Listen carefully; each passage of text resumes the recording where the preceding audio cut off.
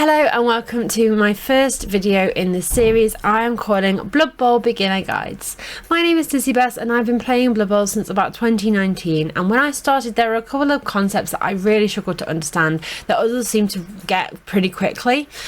So now that I've been playing for a while and I've been to a number of different tournaments and leagues, I thought I would make a series about these concepts that I originally struggled with, see if I could help any others who might be struggling as well. So I figured we might as well start at the very beginning. What is Blood Bowl? Blood Bowl is a tabletop game of fantasy football with fantasy creatures made by Games Workshop, otherwise affectionately known as GW by the fans. Using a team of elves, orcs or some other fantasy creature, you play against another fantasy team and attempt to score the most touchdowns. As is with most fantasy tabletop games, there is a twist, however, as most teams will turn to violence to attempt to stop you scoring. You must decide if you are going to stand and fight or dodge past and score fast. What do you need to play Blood Bowl? There are many different ways to play Blood Bowl, whether that is the tabletop game or the video game. If you have chosen the tabletop route, the very bare minimum that you need is some dice, a team, the rules and a pitch. Oh, and an opponent. That part's kind of crucial. If you know someone who already plays Blood Bowl or you have joined a league, you could reach out and see if anyone can lend you one of these things, but in relation to other GW products, Blood Bowl is a relatively cheap game to get into, and once you have those things you don't necessarily need to buy more. Well, except the dice. You can never have too many dice. There are a few different versions of the Blood Bowl tabletop game. The most common is 2 teams of 11 players battling it out for 2 8-turn halves. This is what you play if you join a league or attend a tournament. The quicker version is called Sevens, where you have a team with 7 players and you play for 6 turns a half instead. This version is easier to learn and has a more basic rule set, so it's perfect for newer players. Then you have the subset games such as Dungeon Bowl, where the fantasy football element is all but gone. These games are lots of fun but not crucial for getting into the main game. Before I move on to the video game, please take a minute to watch this ad. Hi everybody, I have recently partnered with Humble Bundle, so I wanted to give a quick introduction if you were not aware of what Humble Bundle was. Humble Bundle is an amazing website that offers a range of different bundles from video games to RPGs to comics and much more.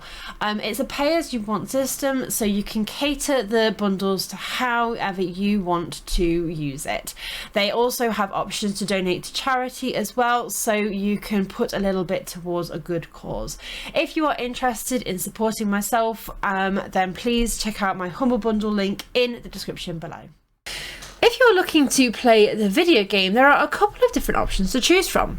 Blood Bowl 1 follows an older version of the rules, so it's very much outdated by today's rule set, but if you just want to have a bit of fun, by all means give it a go.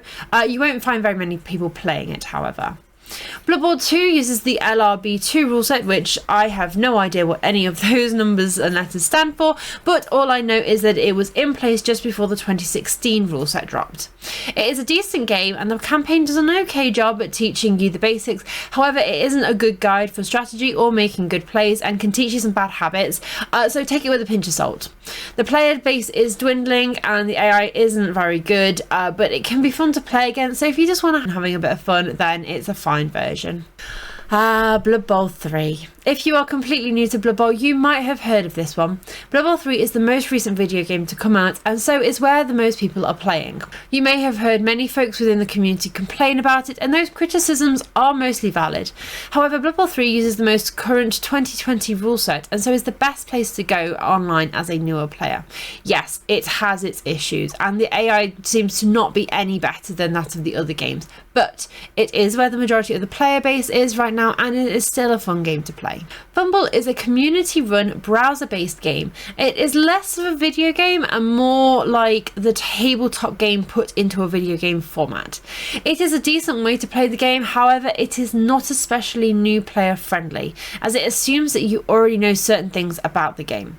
The graphics are also very simple and it can be hard to read what is going on if you're not used to Blood Bowl and the jargon around it. In conclusion, Blood Bowl is a very unique niche game that has a very dedicated community. The game itself is lots of fun with highs and lows scattered throughout the game. It can be thrilling to see your team succeed and develop, but also crushing to lose that player that has some really nice levels to a single hit.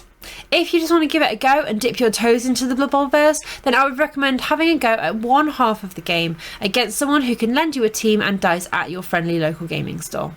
The best piece of advice I can give is to find your fun in the game, whether that is throwing halflings all over the pitch or surfing players into the crowd. Blood Bowl can be a brutal game, but that doesn't mean you can't have fun with it.